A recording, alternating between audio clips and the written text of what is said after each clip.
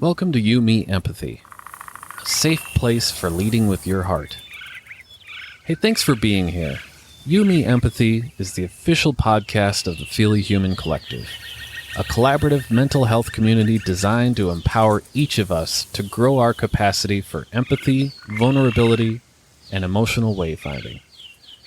Just a friendly reminder that this podcast is for educational and entertainment purposes only and is not a substitute for medical advice, diagnosis, or treatment. No one is just a silly boy with a feely heart. You can support the show by leaving a review in Apple Podcasts, following us on social media at Yumi Empathy and Feely Human, and joining the Feely Human Collective community at feelyhuman.co. And now your host, Known Wells. Hello, Feely Humans. Welcome to another episode of You, Me, Empathy. My name is Known Wells. I am the creator and host of this podcast. I'm also the founder of the Feely Human Collective, a community designed to empower each of us to grow our capacity for empathy, vulnerability, and emotional curiosity. It's about collective healing and showing up for each other and liberation and feelings and all of those good things. Hope you can join the conversation, join the community at feelyhuman.co. This episode is episode 210 on the Anxious Perfectionist Giver with my guest, Chay Tanchanco. Chay is a therapist. She is wonderful. In this conversation, we explore slowing down enough to notice our need for restorative healing, being mindful of both intent and impact, why empathy isn't a static, but rather a dynamic power, and the helping, people-pleasing, codependent, anxious, perfectionist giver. Really loved this chat, and I think you will too. Before we get to it, though, today is Martin Luther King Jr. Day, and we can't talk about celebrating MLK Day without talking about protecting voting rights. It's something that was crucial to Dr. King's platform and his message, and right now in the Senate, there are two bills that are happening that are being fought to protect and expand voting rights. And it's sadly not looking good for expanding voting rights. And as some of you know, voting is integral. It's integral to being human. It's essential. It's our right as humans living on this planet, living in society, living in a collective, living in community, to speak up, to speak from our hearts, to vote. And voting rights acts and bills and these things often negatively, disproportionately impact communities of color, minority communities, poorer communities. And so the bills that are happening right now in the Senate, that are being fought right now in the Senate, are crucial. So I thought one of the things that I can remind all of us to do, if you're so open to it, is to call your senators in your state. And a great place to do that is to go to, I have it up in here right in front of me, is to go to myreps.datamade.us. It's myreps.datamade.us. I'll make sure to include that link in the show notes for this episode, but it's one of the things that we can do to celebrate MLK today.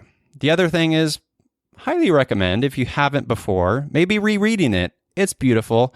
Reading Letter from Birmingham Jail by Martin Luther King Jr.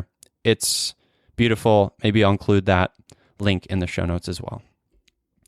A couple things before we get to the episode as well are some exciting things happening in the Feely Human community. The first being that on January 21st, which is, let me look at the calendar here.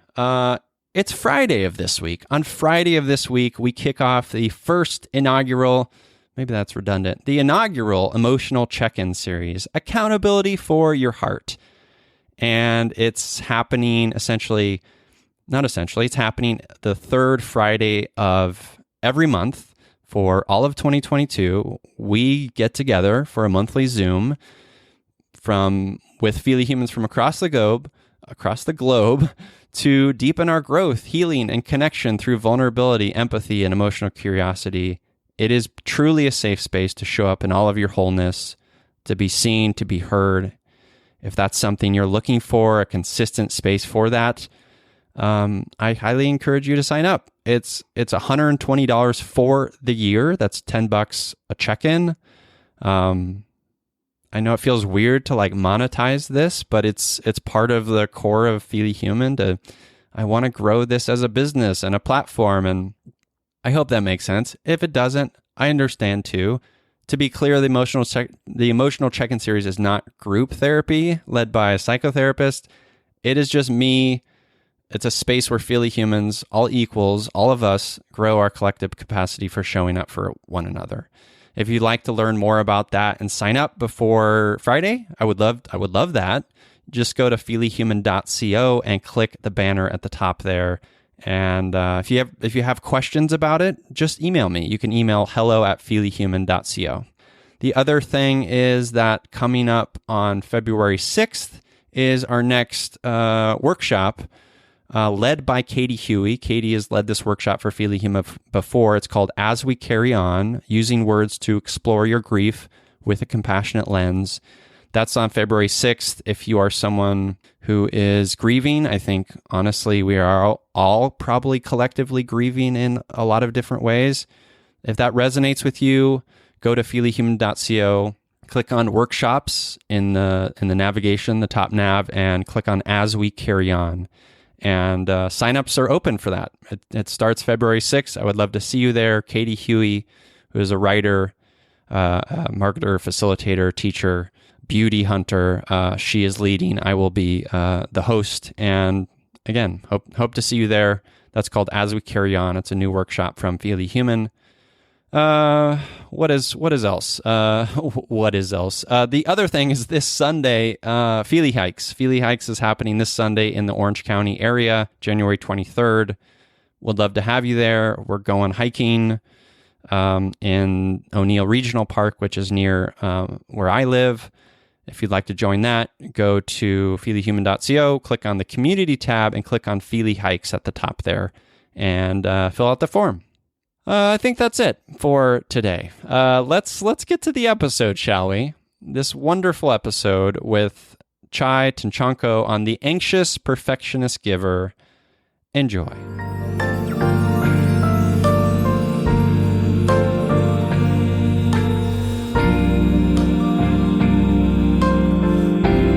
Me,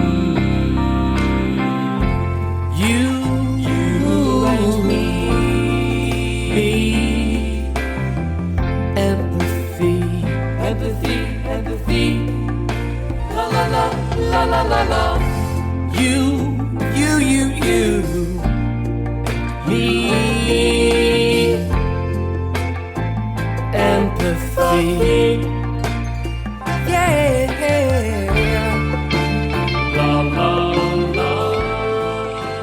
Welcome to You, Me, Empathy, the official podcast of the Feely Human Collective. On this show, we explore the struggles, the triumphs, the brights, and the darks we face as humans trying to get by on this wondrous and overwhelming pale blue dot.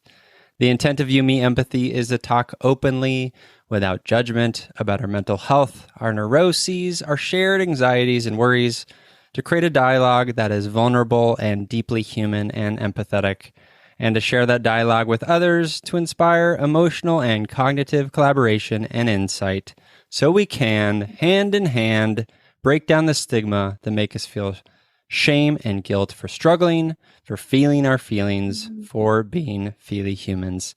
You, Me, Empathy is a safe, friendly space designed to inspire the beauty in each of us. Today, I am steeped in gratitude, like a delicious cup of chai, because I'm here with writer, therapist, and anxious perfectionist giver, Chay Tanchanco. Hello, Chay. Oh, that was beautiful. I love that transition. I know. Hey, and thanks. Yeah. I mean, I appreciate that you like it. I also recognize that it's a cheap joke. And it's not a joke. It's just like a cheap reference that I'm sure you've gotten your entire life. So I I'm use sorry. it. I use it. Oh, no, not at all. I don't think there's any need for apologies. I use it as well, because my last name starts with a T. So Mm, it helps to kind of say, like, it's Chai like the T. I spell it with a Y, A-Y. And in English, that's usually pronounced A.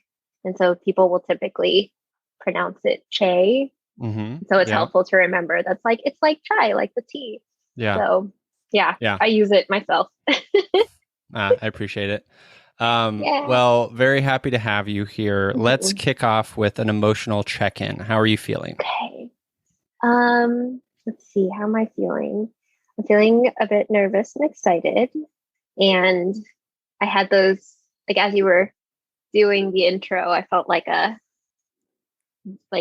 tingling in my arms sort of feeling. I'm feeling in some ways restored this week. I think the upcoming holiday is going to be a nice one. Just being able to take a breather from this year, from last year.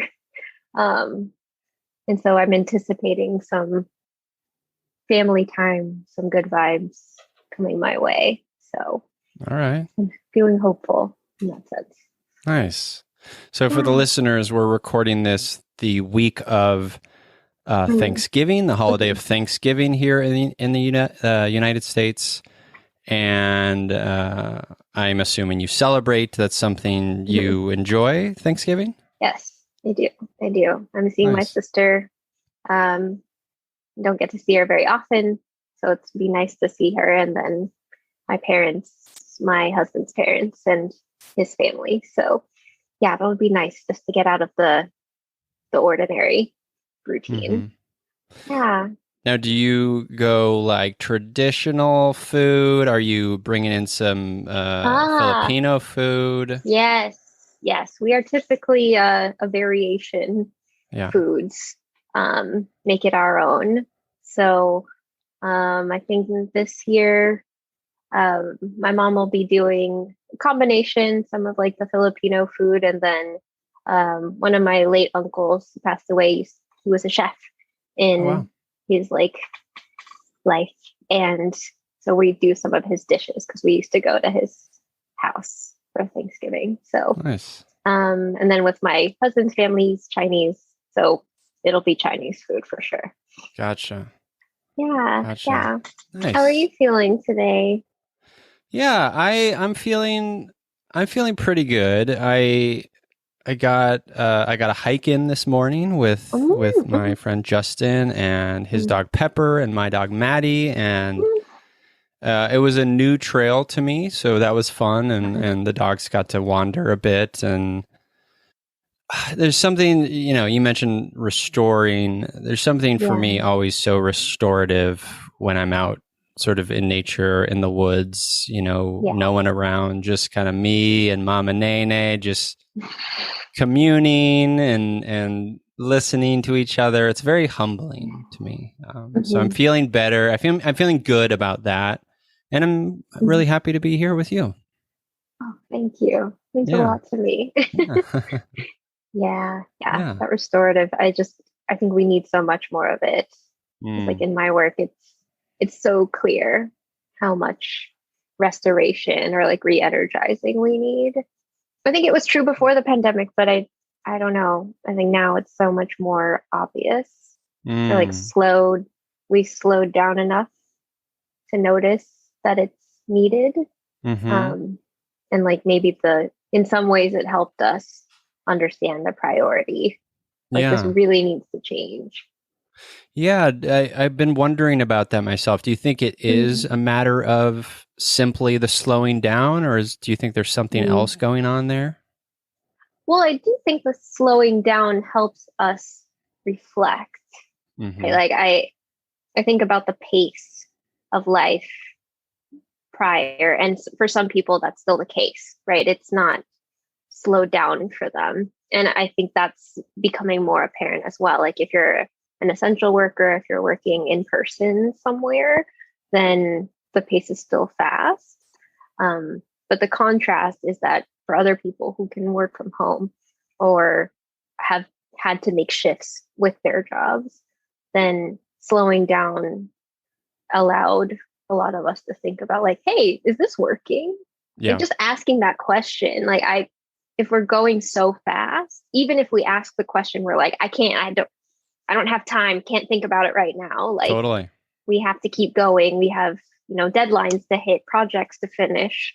Like we'll get there when we get there. And often slowing down, at least in my line of work, working with, as a therapist, and then even working with kids prior, it's like if everything's going so fast, it's just hard to contemplate. It's hard to make adjustments, changes. Yeah. So, I mean, if your life is like, just go, go, go, and it's from wake up to bed, it's just full, right? yes.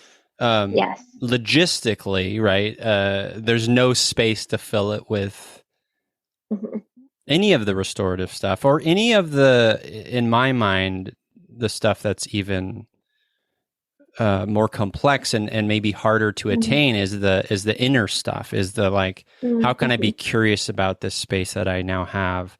Yes, maybe I'm slowing down and maybe I've shifted from working in an office to working at home, and now I have a new sort of like a literal perspective. I'm in a new room, right? And how can that be an opportunity to like reflect on the fact that like, oh, well, humans need new perspective and humans need new space, and that's sort of one of the themes I think this past year for me is like in this pandemic is like, how can we reflect on the space and the space in between, right? And be curious about it, right?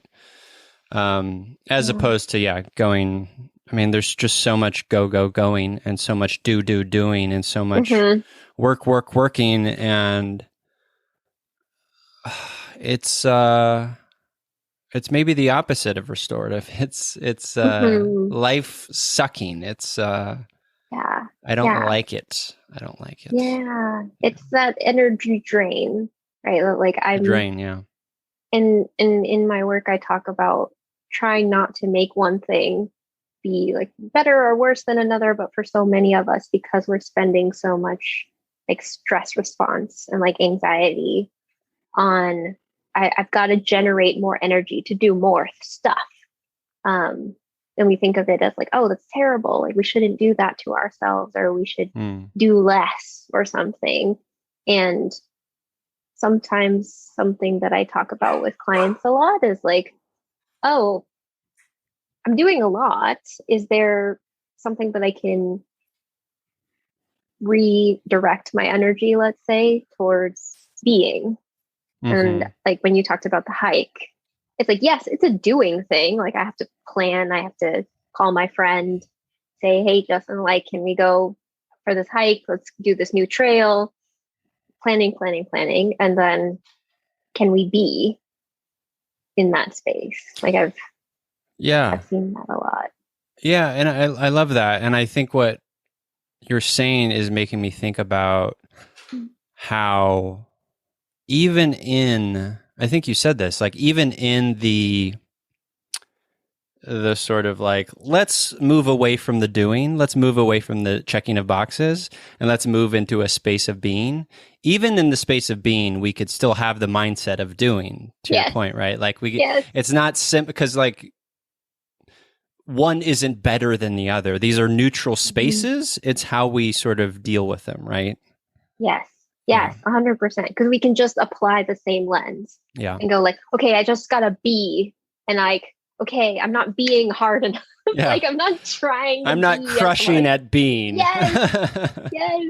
I have so many clients like, so you mentioned like the anxious giver or perfectionist giver. Something that I'm developing or like working on is understanding where people who have just like these high values on giving and being a helper, being, caring towards others, and wrapping that up in achievement. It's like they've been so good at, like we were the people who were in some ways able to check all the boxes, even from a young age, and going like, oh, like not only do I care about people, but also I'm really good at stuff, so I can help them with stuff. Um, and now we get into a space of like, oh, I've done all these things. I've achieved all this stuff. I have a good job. I have, maybe they have, like they got married, or they have a house, or they have what people on the surface would say, you're successful. Yes. You're doing great. Like you accomplished all that you needed to, you set your goals. And then they get to a space where, or we get to a space, I should say, where I don't feel how I thought I would feel. It's like, oh, what's next? Why do I still feel unsatisfied or unhappy or worried? Like I'm constantly thinking maybe there's something else I should do more. Yeah. And so that being part is a really big part of my work, is like, can I sit with emotions even if they're not comfortable? Like that's why I love this podcast, because it's just like you get to sit with all of the emotions. Like everybody has a place. Yeah. I love that. So do you identify as an anxious perfectionist giver? I do. It was something I noticed as I started working with more adults. And I recognized that like, oh, I feel very resonant, or I feel empathetic, particularly to people like this, because it's not just that I feel anxious. It's not that I'm just a perfectionist and it's like I only care about being good at stuff. It's like it's because I care about people, because I want to be connected to people, that I've become so anxious, or I've become perfectionistic, because I felt like that's what would make people like me. So it becomes into people pleasing. It goes into it goes into a lot of things. Codependency, yes, absolutely. And so I feel like the emphasis being on the giver space helps understand the motivation. It's like I'm not just motivated because I'm broken or something's wrong with me. It's like I have this pure intention to like give or to connect. And like I see that so often in people, and I've seen it in myself many different times. Even now, like as I'm therapizing, being the person who helps, I can see it in myself, and I can go, wow, like I feel a lot of humility when I do this work, which I bet I think is a special need for us. It is. We have to almost disentangle the intent and impact, right? We have to look at those two as important pieces of the puzzle, right? Because I relate very much to sort of being a giver and a helper. I'm an Enneagram 2, so I am the helper. Yes. And I get a lot of value out of that. It makes me feel good to be helpful and to be of service, right?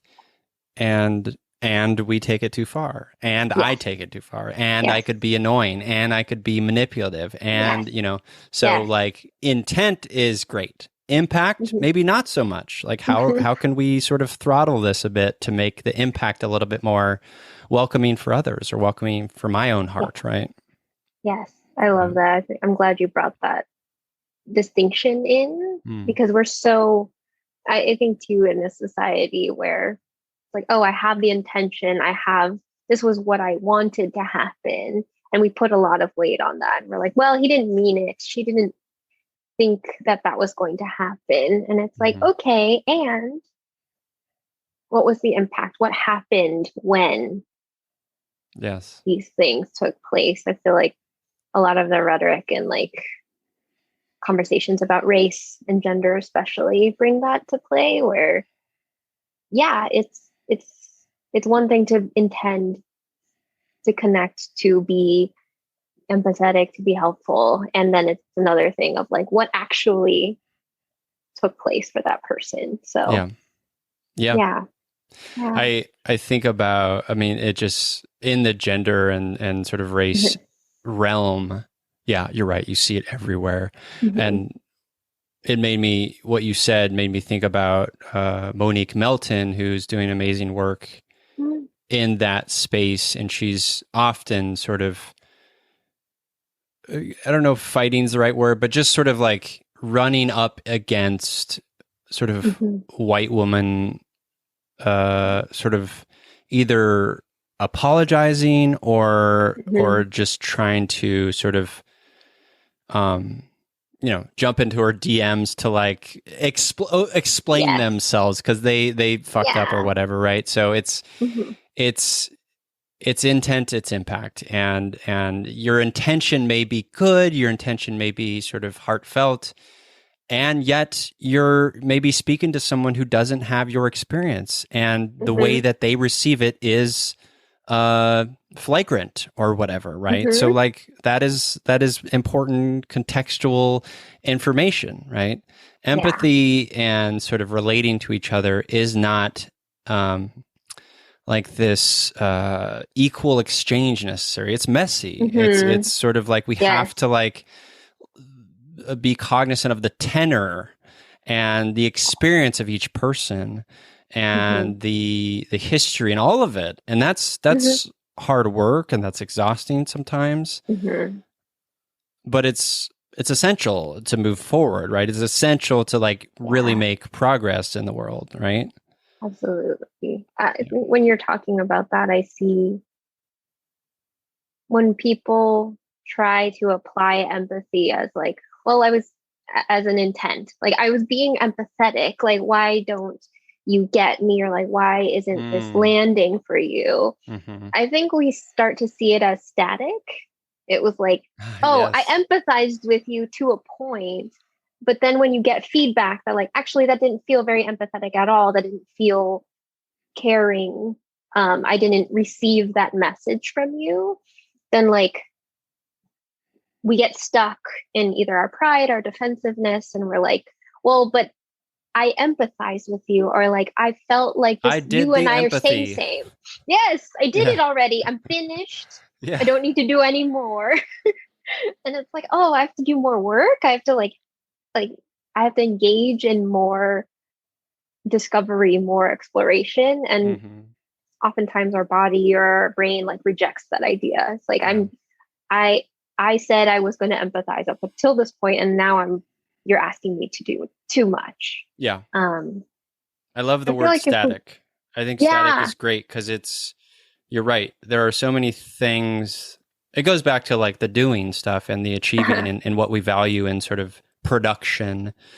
yes, Empathy yes, and real work is not static. It's ongoing, it's mm, messy, it's experiential, it's a journey, and it's never ending. yes, yes. Right? And There's I no think if we finish line. understood that, like Yeah. it would be easier, or at least it would give us an orientation to how we are coming into this conversation. Mm, Like, yeah. like I use this metaphor all the time about like, because when we talk about boundaries with people, which I think is a really big one, especially for givers and Hmm. then for anxiety and perfectionists, it's like boundaries come up all the time. Um, and I think about like when you go to a place and you understand like what your role is or like how you enter. Like I enter a theme park differently than how I enter a grocery or my house because Mm, like I understand kind of the parameters. And I think for a lot of people, especially uncomfortable, empathetic conversations, like we don't know what to expect or like how we're entering. So oftentimes from like a place of privilege, for example, you think to yourself, well, like, well, I know stuff and I've never had to encounter or I haven't had much encounter with, I don't know, resistance or conflict or something like that. And so it like hmm. throws me off. It's like if I went to, I don't know, the grocery and there was a Ferris wheel inside, I would be like, I don't like I wasn't expecting this. And like maybe that's a Yes. more pleasant example, but I wouldn't um like if it was something more unpleasant, then I would be like, oh, I thought I was going to the grocery store and now Yep. I'm having to navigate it differently. So I Yeah. feel like it would help if people understood that more. I think that it's hard to do, right? Because Yes. like really a piece of that is are we present? Are Hmm. we flexible? Are Hmm. can we truly like meet the experience and the person where they are in that moment and truly Yeah. listen and learn and Yes. see it as an opportunity for connection and growth and perspective Hmm. shifting and bias changing and all of that, right? Like Yes. it's all wrapped up in that. And I think, and we all do it, I think humans sort of corral ideas and knowledge to the point where the corralling becomes a wall, right? The corralling becomes Hmm. a thing that, Hmm. if we're not careful, is an impenetrable wall, Yes. right? And then it Yes. becomes a defense, it becomes an anxiety, it Hmm. becomes a control response, all these Yes. things, right? Right. Yeah, Yeah. and I also think a piece of it, I was thinking about just um, a piece of the sort of I did the empathy thing or I did Hmm. this. A piece of that sometimes can be like a virtue signaling too, right? Yes. Where it's like Yes. I want to Uh-huh. be seen as doing the quote unquote good thing, Yes. and then my hands are tied. I'm done. Hmm. I'm done with this, right? Yeah. And that's Hmm. another thing we all do as humans, and Hmm. I think it's awareness of the things we do and the patterns Yeah. and why we do them, and then Hmm. slowly try to disentangle a bit or Yes. let go Yes. and Yes. embrace the mess a bit more. I don't know. Hmm. Yeah. Absolutely. Because then you understand like what is holding you to some of those things. Like why can't I let it go? Or like what is hard for me? Or what values? We talk a lot about values too, but like what values are like wrapped in that idea that like it's not so much about the fact that like, oh, I'm hell bent on going to this grocery store and I'm like really irritated when anything else is different from how Mm-hmm. it is. But it's like, what did that represent to you? Is it like that place of safety? Is that place of like, in some ways, control or just Mm-hmm. feeling like I can, like, this is my identity? And like, can we start to shift that? Which, like you said, is really hard with privilege, but like, I don't know, I just see a lot more people, especially if they are givers and like wanting to be helpful, that like they're more willing. And and I think everybody who maybe wouldn't identify as like a giver necessarily has givers in their lives Mm-hmm. and can be like, well, I'm positively influenced by this person and maybe there's something to it. Like I do think that ripple happens I in think a so lot of too. different ways. Yeah. Yeah. So do you was the giver the role you took as a kiddo? Yes. Oh, yes. I think one of the first things that my parents told me when my sister was going to be born. So my sister's 2 years younger than me. Mm. So I was only like 1, 2, very young. But one of the things they told me, I think to alleviate some of the like sibling, uh, whatever they anticipated, if it was like sibling rivalry or just like comparison that I think a lot of like people see in their lives and my parents saw in their own families, was like you're going to be such a good older sister, you're going to show her, like you're going to help her out, you're going to like do all this stuff and she's going to learn from you and you're going to be a good example. And so and as a little kid I was like, that's great, like I sign me up, I'm ready for this new human to be in the world. And I don't remember. I'm sure that there were probably times when I did feel this way, but I only remember feeling like I'm glad to have her in my life and Mm. to be in this helper role. Um, and so yeah, I just feel like from a very young age, it made me feel very good to help other people. Mm. And I kind of like put that in my identity. It's like, well, that's what I do. I'm a kind person. I'm a helping person, and it's important. Like I think on a like not just the personal level, but also a spiritual level. Like I grew up Catholic, and so a lot of the values were like, do good to others, help Mm-hmm. others, because we're all connected. We're all God's children, that sort of thing. Mm-hmm. So yeah, definitely from a young age. I don't know if you said you're an Enneagram too, so I'm imagining that's probably the case. Yeah, no, absolutely. I have three siblings, and Hmm. I'm the middle. I'm the second born. Hmm. Two younger brothers, older sister. But yeah, no, it's definitely the role I took in Hmm. a lot of different ways. With less, I would say less so like in siblings, and Hmm. more so in parents at times in Yeah. very Yeah. dysregulated and unhealthy ways, Hmm. and Yes. with friends and things like that. Yeah, yeah. Hmm. Hmm. In what ways do you look back on your childhood and see like what are the some of the things that you did to help your sister? Hmm. Well, a lot of times, so from the beginning, I was translating for Mm, her. There's like videos of me, she's gibberishing, baby talking, and I'm like 2 or 3 years old, like explaining what she's saying. that's amazing.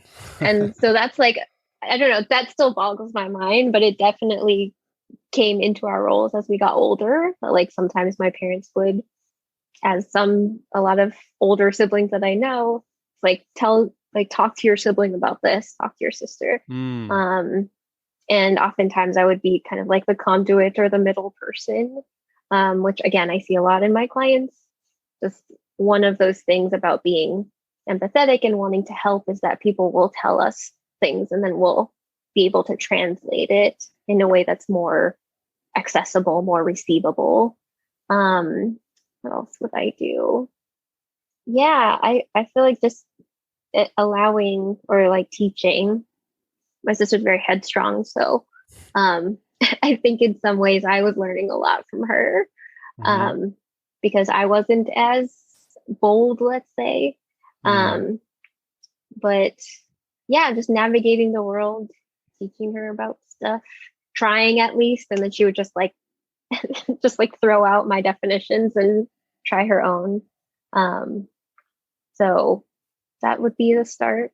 And then with hmm friends, I definitely have early memories of people coming to me and asking for advice. A lot of early memories, or like I remember being a teenager, or maybe like 12, not even a teenager yet, and some a friend that I had just met maybe a month ago introduced me to somebody online and was like, "Hey, my friend is, not doing so well. Can you talk to her?" Over AIM, like instant messaging. Like I did not know who this person was. I had never seen her face. mm, I don't even know if she was like a real, like, was she 12? I hope so. Um, but I just remember my friend gave me her screen name and was like, "Can you talk to her?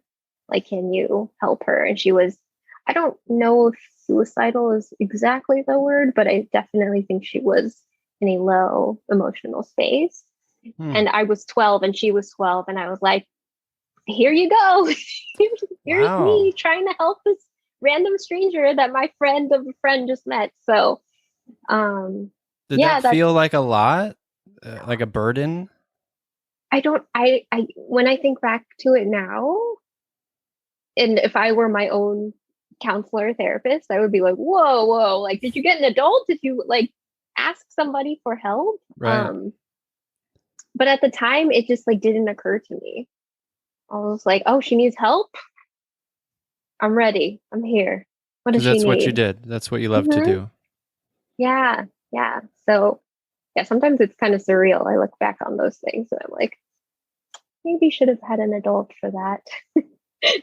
Were there any memories you remember, maybe later in your life, teenage years Mhm. or 20s, where you did sort of like, ooh, that might have been an experience where it was sort of a burden, or I was taking it too far?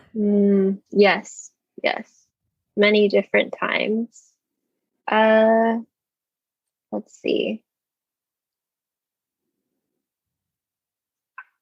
I think when I was a teenager in high school, I I didn't realize it consciously, but I knew I was starting to hit a limit when it came to helping people because I was going through my own stuff, You were a just teenager. difficulties. I was a teenager. I had fights with my parents. I had questions about my like future, my love life, Hmm. romance, all of that, and so I do remember hitting a point where I would start to like hide at school, like I was a teacher's assistant TA, so I would like hide in the room where I was supposed to be doing my like TA work, Hmm. and I would just like stay there for lunch. Um, just like hit a point where I was like, I can't, like, I didn't know how to hold boundaries and like tell people like I can't do this right now, or like I don't, and I felt guilty. I was like, I don't want to not help people. Yeah. That doesn't seem like my identity, or that doesn't seem fair. Um, and so, of course, with somebody as a like 16-year-old with no communication skills, it was like ghosting.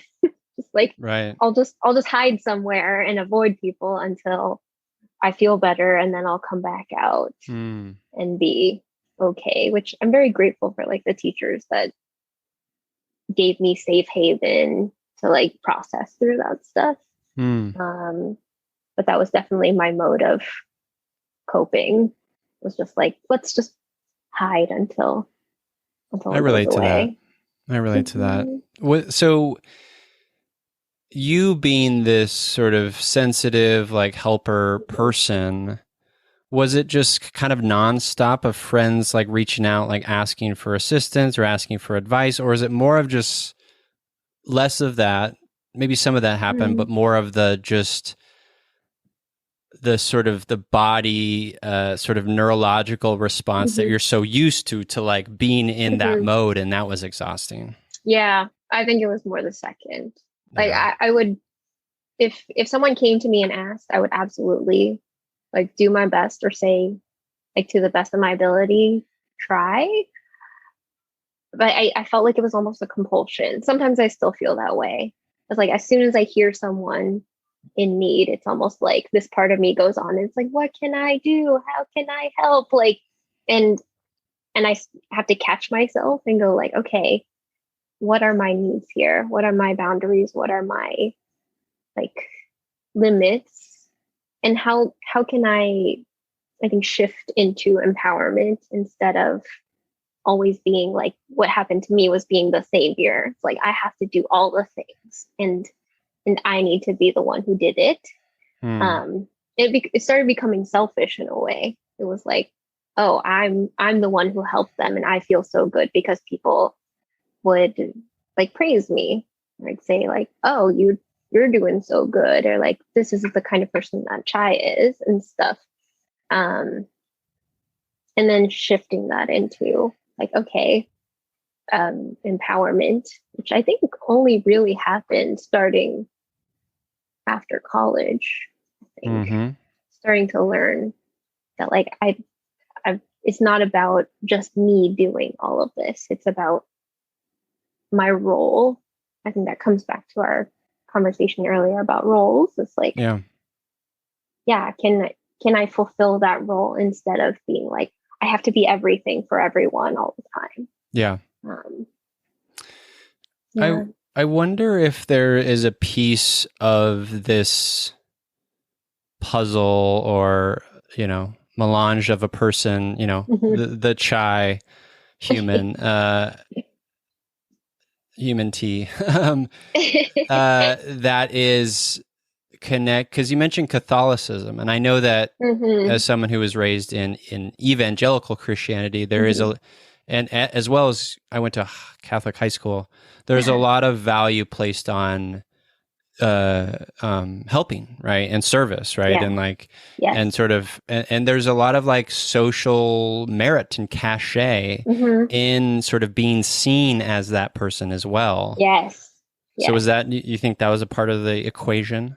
I definitely think so. I mean, there was this, when you mentioned virtue signaling earlier, it was like, oh, it's not just that you're doing the deeds, it's also people see you as that and they praise you for it. Like you get, people like you. And I like being liked. I still like being liked. But Who I doesn't? think it's it's the recognition that like I feel accepted by Hmm. my community because of these things. And like anything, you can take it too far. It can be like, okay, now this is becoming, now I have to keep doing this because that's the only reason why people like me. And I have to actively do that work of that's not where the entirety of my self-worth comes from. Right. And yeah, I think we're all prone to something that we like forget. It's like, oh, that's not where my self-worth comes from. But we have a Yeah. tendency, especially when, yeah, like you said, we've been raised in religious communities or just places where helping others is such a high value or merit that it becomes like, well, it's like put others first. Like that's a Hmm. really big one. Um, in Catholicism, especially, it's just like, oh, give and turn the other cheek and all of this stuff. Hmm. It's like it as a kid, and even now, I struggle with it because I'm like, I understand what it did for me, and I appreciate that, Hmm. and I can see where it can easily become manipulated or used as a weapon Hmm. in some ways. That like, oh, if you're not doing this, then shame, shame, shame, guilt, guilt, guilt. Like Burn in hell. that's the other side of Catholicism is Yeah. just like endless guilt.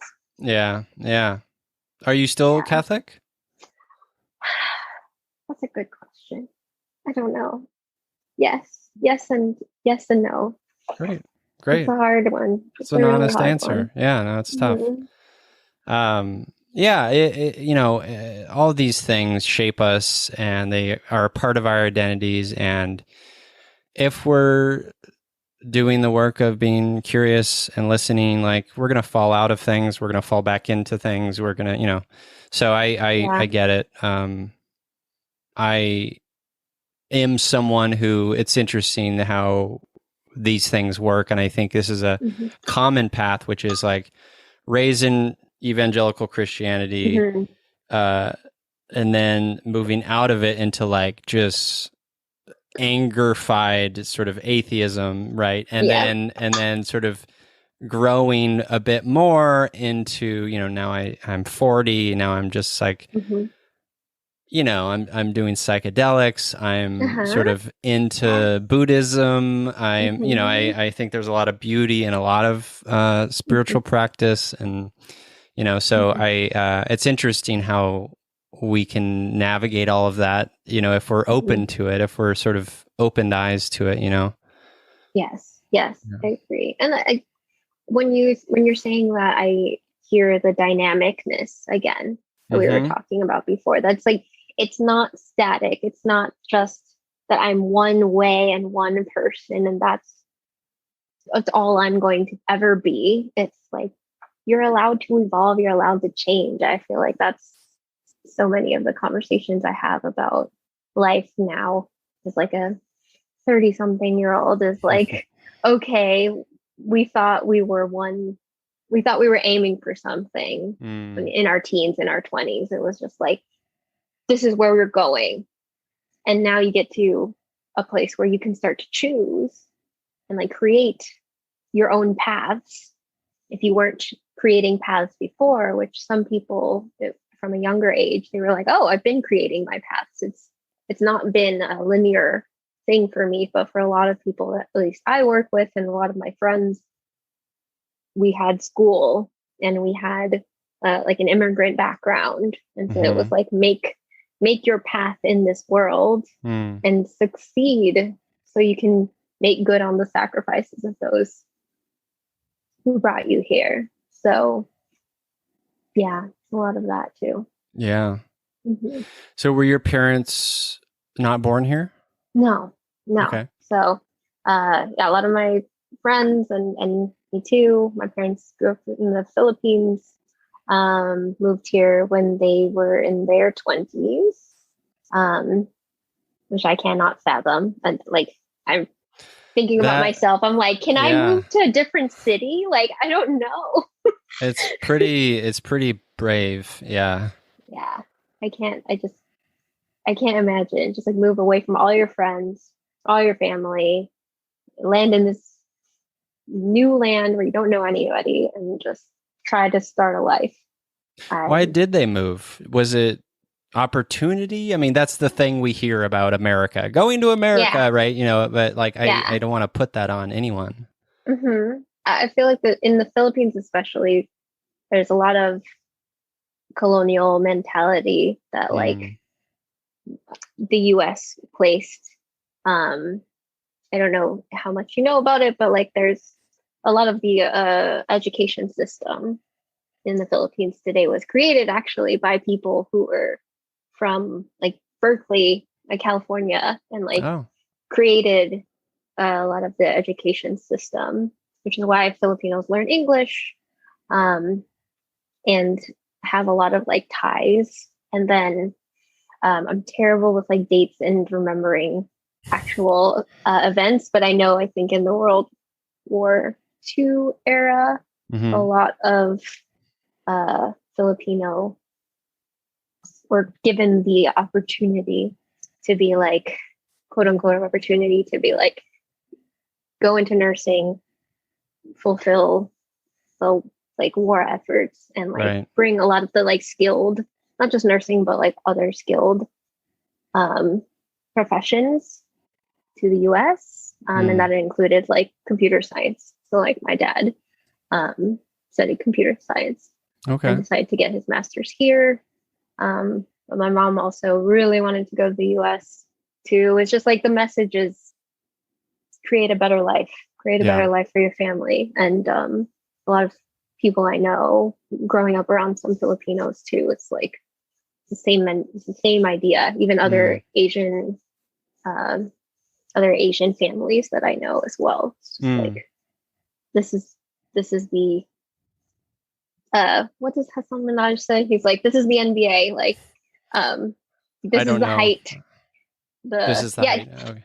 it's he's a comedian for he's on a daily I do show. know him, but I'm not Oh, familiar enough. Yeah. yes. It's in one of his like stand-ups, I think. It's Got just it. like this is the pinnacle Right. of like everything. And I think that idea is just so very powerful. Like a lot of people bought into it. Yeah, I get it. And it's disheartening, right? Yeah. Yeah. Like considering like Hmm. the world we live in, right? Hmm. It's not one thing, it's all the things. It's beauty and it's violence and racism and Hmm. all of these Yeah. things. Yeah, it's a lot. But I'm Yes. curious about the you being in the space of mental health now, as a Yes. therapist. Like Hmm. how does sort of the Filipino community and Mm. mental health enmesh? Like, Yes. Good what are your question. thoughts on that? Hmm. Well, didn't know a whole lot about mental health. Even going into grad school to become a therapist, I was skeptical about becoming a therapist because Hmm. I think a lot of my identity as a Filipino is tied to being Catholic. And Hmm. so I can't really have one without the other, which is why the answer is complicated because I don't Right. think, even if a lot of the things that I believe in come from Catholic background, and I recognize that there's a lot of things that are problematic in the Hmm. Catholic Church today, that like it's hard for me to separate them and go like, well, I just won't be Catholic anymore. That's like, Yeah. well, I don't know if that's going to ever be true. A lot of the values that I do hold and a lot of the language like sometimes I think of religion like a language. Mm-hmm. And I think like I think in Christian terms. I think in relation to Jesus, and that's served me in a lot of ways, and it's helped me grow and connect with deeply with communities I will never, give up. So when I think about mental health and the Filipino community, a lot of the Catholic ideas that I got were both and like I received some of my first therapeutic experiences through my Catholic school because one of the things that changed my life was the retreat team at my high school, because that was the first time that I had what we could term for somewhat as like peer group therapy, because it was the first times that we were talking as peers about our feelings, about our hopes, our dreams, our failures. Every week we would have a meeting. So I was on the team to like plan the retreats and stuff.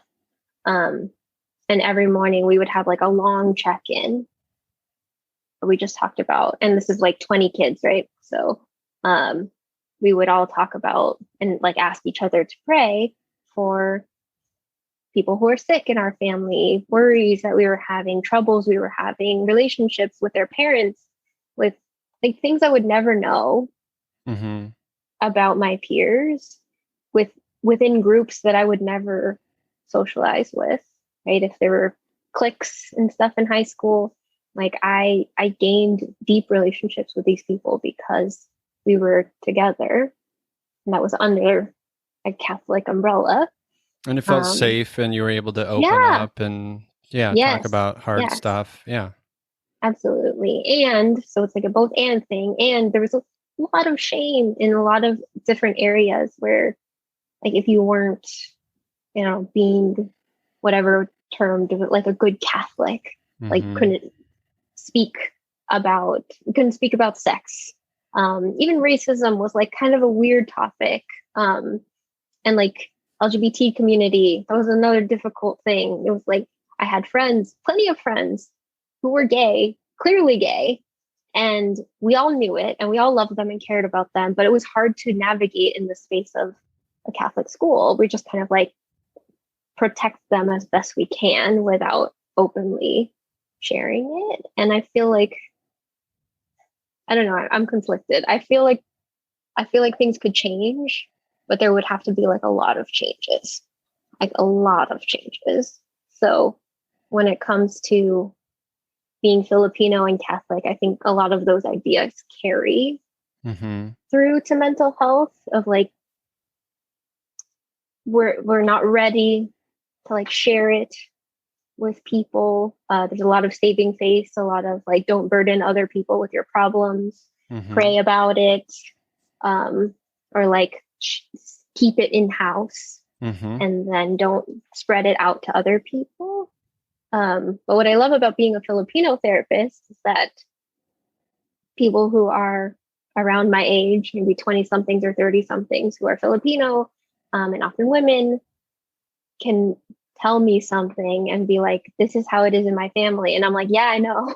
Continue. And they're like, yeah, I don't have to explain it to you. You know, Filipino families, Filipino aunties.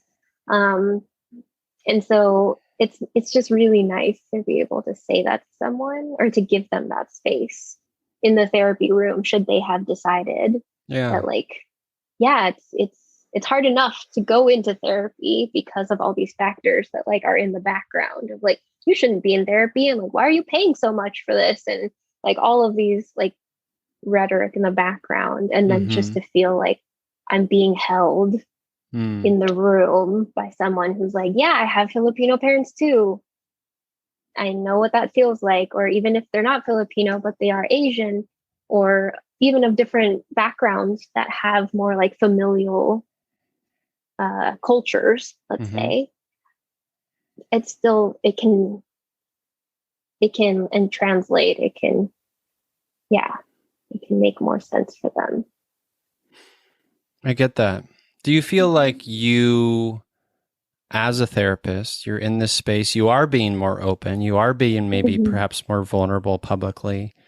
Do you feel Mhm. like you are breaking the mold a little bit, or, being a little rebellious, sort of, you know what I mean? Yeah, yeah, I think so. I mean, in my own way, I Mm-hmm. feel uh I if I think of myself as someone breaking the mold, I do see myself as more subtle. Um, it's kind of like a slow burn for me. Like over time, I am changing things. Mm-hmm. Um, but I see the effects in my family. I see the effects in my friends.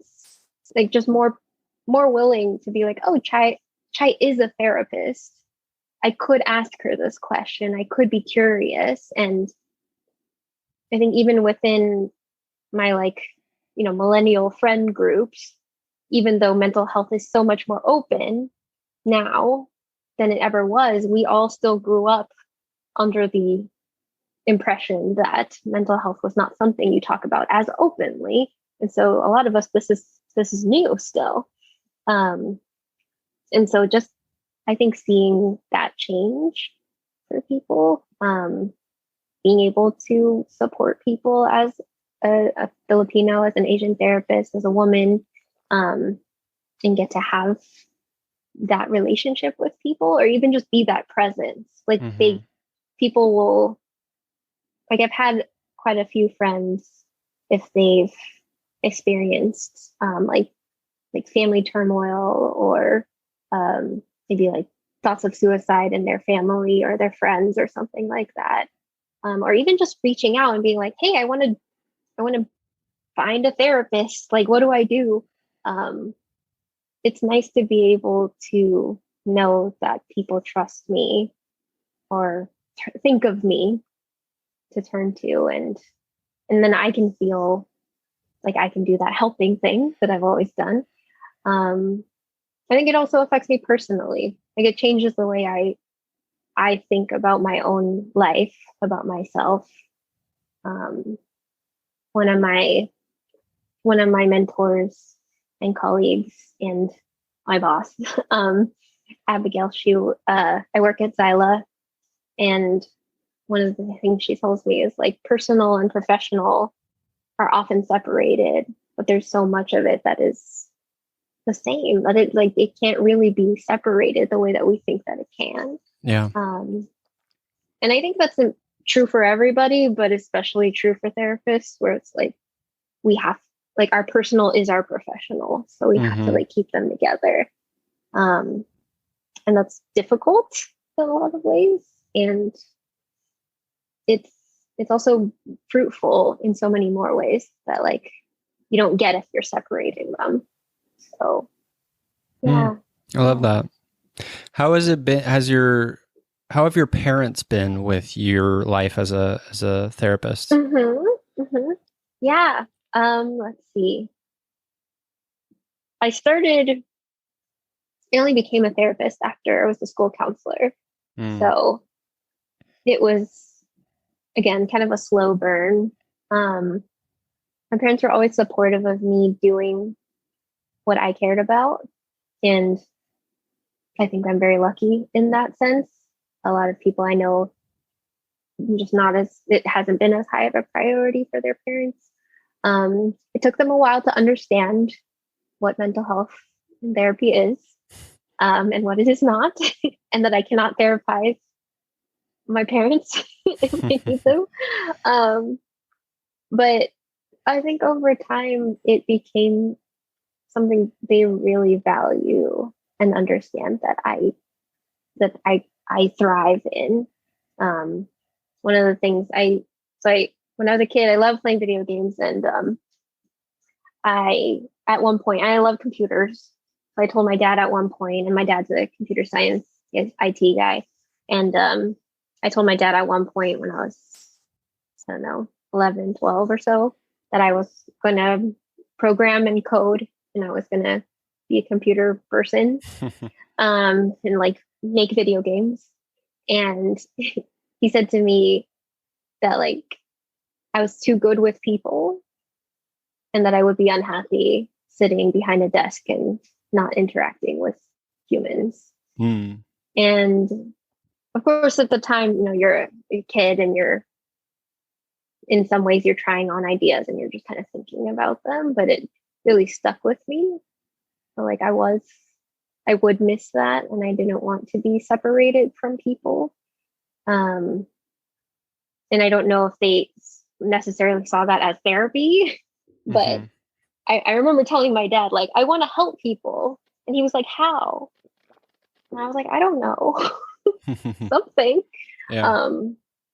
So yeah, I think they're very happy that I get to do what I do. And they're also really interested. Like, both my mom and my dad like to send me like articles and emails and stuff like that about concepts. And now that there's so many more like mental health things in the ether of our culture, it can be like, here's an article on like codependency, and here's an article on like the way the brain works. I love talking about the brain, and it's like I get to share that with my parents, and I love being able to do that. So that's super sweet.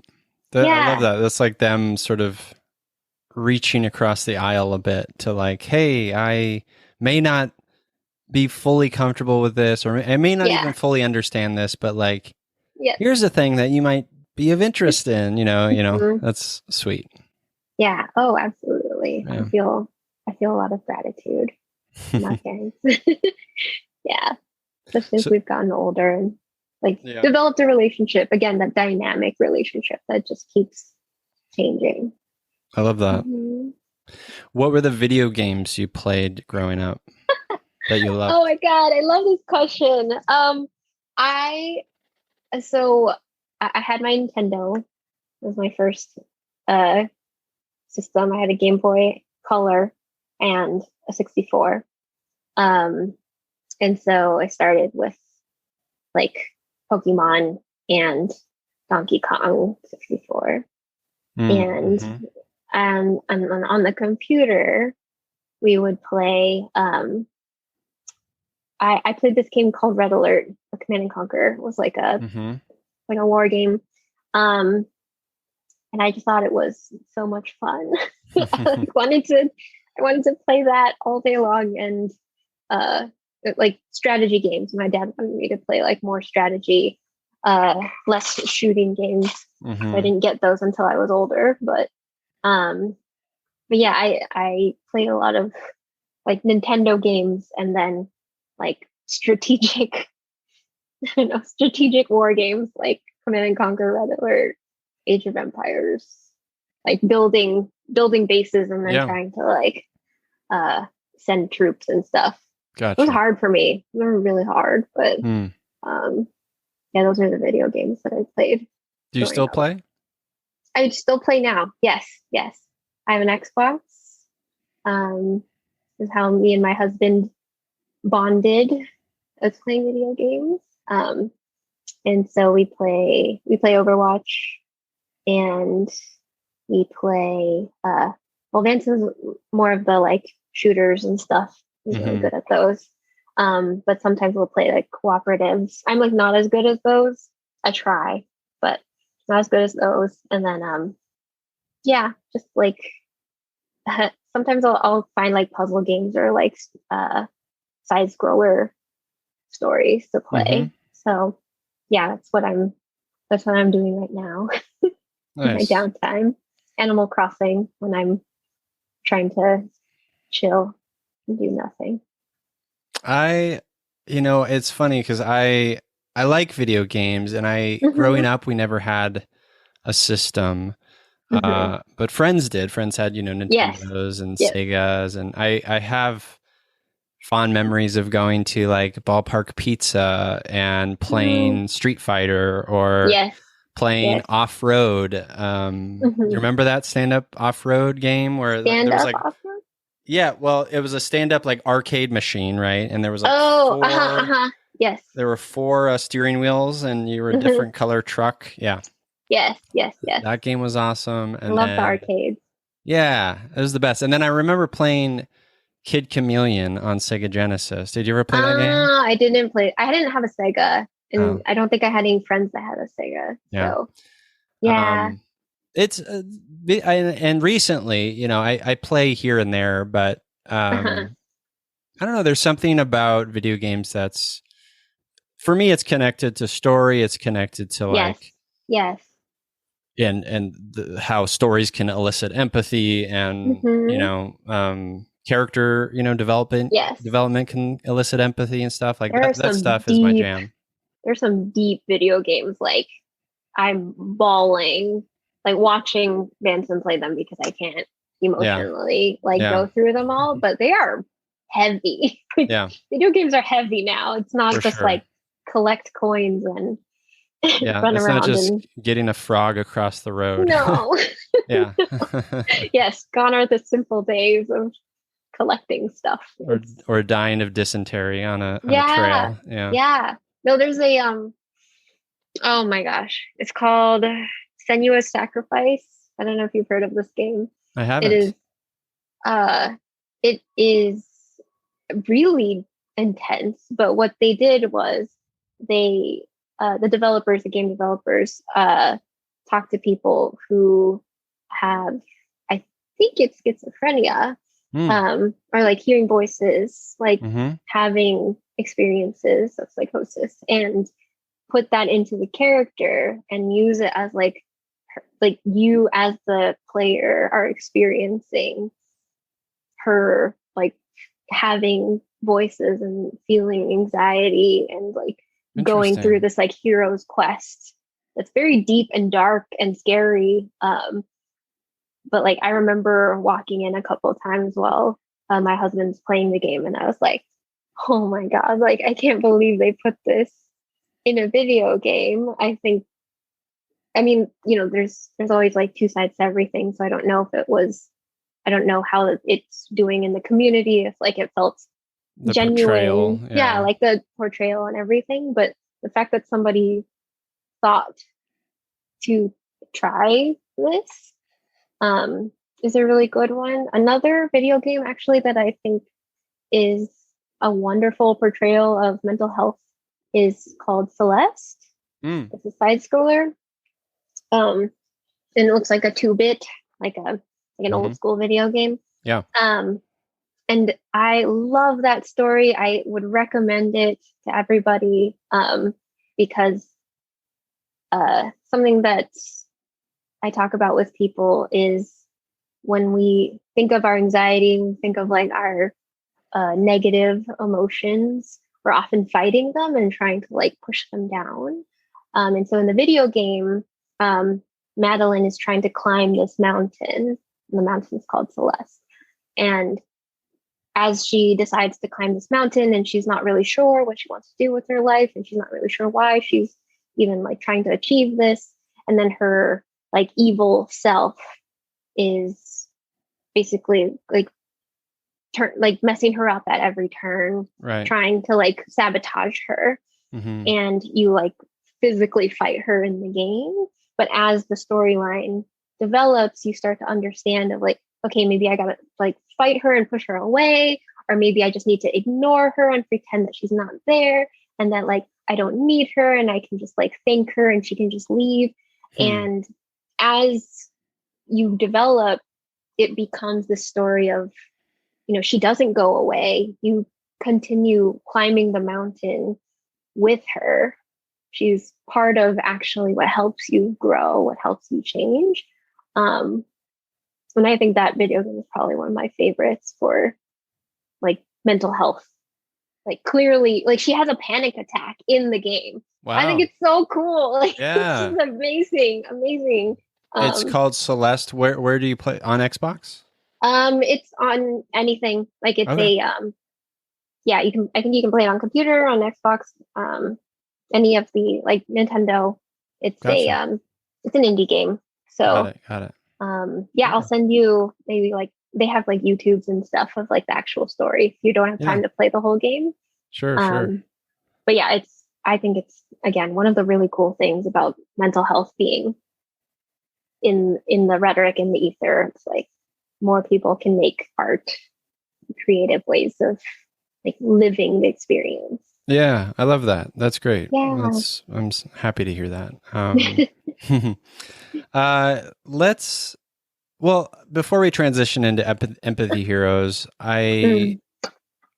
we're recording this in November. I mentioned that at the top. Are you someone who thinks about sort of the new year and goal setting and sort of the Mm. things you want to achieve? And then are you someone like that? Well, as someone who said that I'm a perfectionist and an achievement person, uh, I have been in the past. I would say now I've definitely learned to loosen that idea. So even coming up to like 2022, going through what especially we've been through over the last couple years, but also even within the last, I don't know, 6 or 7 years of my life, it's starting to recognize that I don't know if it's as tied to achievement or goals for myself as it is about like approach. I don't know. It's the only word I can think of. It's like how lens. Lens is another word that I use a lot in my sessions. It's like if I see the world through this lens, then does that help me identify or like highlight the things that are important to me rather than like, okay, I just gotta like make this goal and I have to go there. And then that's gonna make me feel better. That's gonna make me feel more accomplished. So maybe if it were to be a goal, it would be like developing my lens in favor of empathy, in favor of like growth and connection. I think a lot about as somebody who is very introverted and likes to be on my own a lot, connecting with others is super important, and how I maintain those relationships is really important. So if I can develop a lens that connects me to those values, then that I think is more important to me than, okay, I've got to meet these goals by a certain time or whatever. For sure. Yeah. Great. How about you? Yeah, I mean, I definitely have some specific goals for Feely Human and the business, and certainly that, some things just big ideas, like I'm sort of flush with lots of ideas all the time. I think where I'm with you, like continuous growth, continuous sort of working on sort of establishing more perspective and deepening my powers of empathy and connection, right? Like those things always. And I think this actually transitions nicely into Empathy Heroes because so we end the show talking about people in our lives who are empathy heroes, could be characters from stories, etc. My empathy hero is Liz Kleinrock, who is at Teach and Transform on Instagram. So she is someone who shares a lot. She's a new follow for me, and she's someone who shares a lot about like how we can sort of transform the classroom from like a teacher's perspective and from a parent's perspective. But also it's all so applicable to life and to workspaces and to friendship spaces and stuff. And she posted something recently, which has been a repost, but it was all about how can we sort of decenter Christmas as an idea? And by that, she sort of shares some wonderful sort of curious questions about like, are you decorating your classroom with Christmas things, right? Yes. And the assumption of that, right, where like that is the default, right, like that is the mainstay, and so like I've certainly like had these thoughts in the past as someone who's like sort of gone away from the sort of the church and all that stuff, but like that post in particular from Liz was very like eye-opening. It was like, oh yeah, it got me thinking and down the rabbit hole of like, what are we assuming about each other?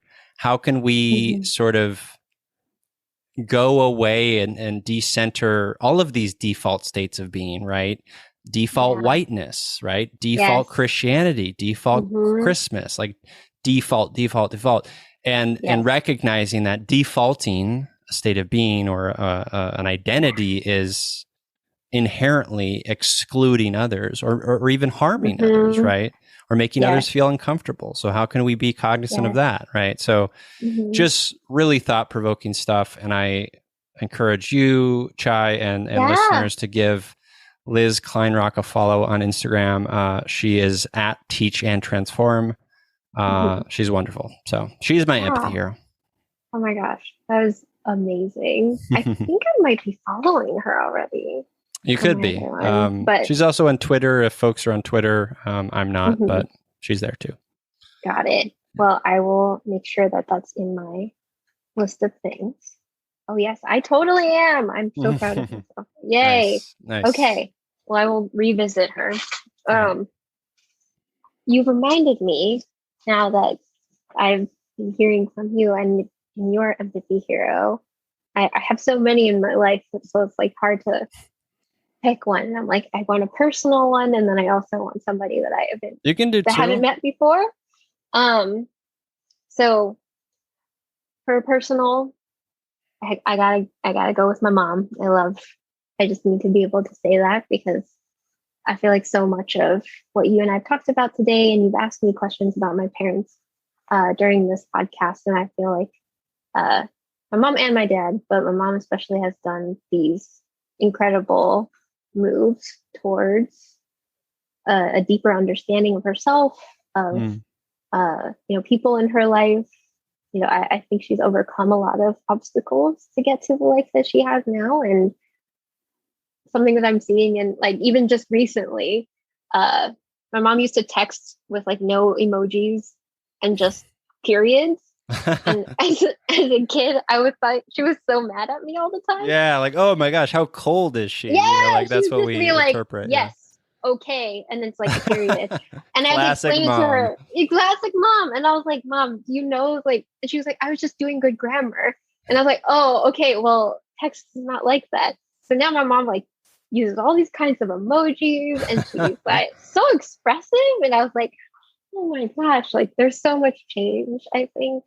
And people think that like, oh, you're never going to change. Really, at a certain age, you like stop changing or something. It's like, no, dynamic. You're always dynamic. You're always changing. Yeah. So that's my personal empathy hero, is my mom. Love it. For my not personal one, I was thinking of like my painting back here. So Morgan Harbor Nichols. I don't know if you've heard of her, but she's Yeah. Wonderful. amazing. I love her art. She has this wonderful book that I use sometimes for grounding activities in my sessions. But I actually copied some of her work and like made paintings for my room because I love them so much. But yeah, she's a wonderful human being. I believe she's a poet, a writer, an artist. And she talks about being on the spectrum. She talks about just like hope. Mhm. Like hope and becoming. I think that's something you and I talked about today, just like being in the moment and not focusing so much on like, okay, I've got to like accomplish these things, and also sitting with some of the feelings of fear and anxiety and not pushing them away. Yeah. And so I love her art. I love everything she does. If I could just cover my world in her art, then that would be something Yes. I would love. Yeah, she's great, Morgan Harper Nichols. Yeah. Mhm. If you're listeners, if you're on Yes. Instagram, definitely give her a follow and just, check her out. Google her. She's wonderful. And of Mhm. course, Liz and Morgan will be linked in the show notes for this episode at feelyhuman.co. Probably not linking Chai's mom in the show notes, but maybe at least Liz and Morgan will be linked. Yes, that's true. Yes. Well, Chai, where can the Feely humans out there connect with you? Yes, that's a great question. Thank you for asking. So, I work for Zyla. I would love for more people to just be connected to our collective. We're a small group therapy now, but we're hoping. I think earlier you said you have goals for the business, and now that I'm remembering some of those things, we're hoping that Xyla will grow into something bigger and something more supportive for women as a whole. So xylacare.com, ZYLACARE.com, is our website, and you can find me there and my colleagues there as well. And then I'm redeveloping my blog, so I think I'll just get back to you on that when I get a chance. But yeah, I'm trying to get back into, if I do have a goal for myself, it's starting to write more consistently in the coming year. So wonderful. We'll see how that goes. Great. Yeah. Well, listeners, the links for those will be in the show notes at feedthehuman.co. Chay, thank you so much for being a part of this. I really appreciate your perspective and grateful you're here on this wild ride. We're here together, right? Yes. I feel that 100%. Awesome. Thank you so much for having me. I'm super honored. Well, likewise, my friend. And to you listeners, as I always say, I'm here, you're here, we're here together on this wayward, overwhelming, awe-inspiring, pale blue dot. We have each other. It's you, me, empathy.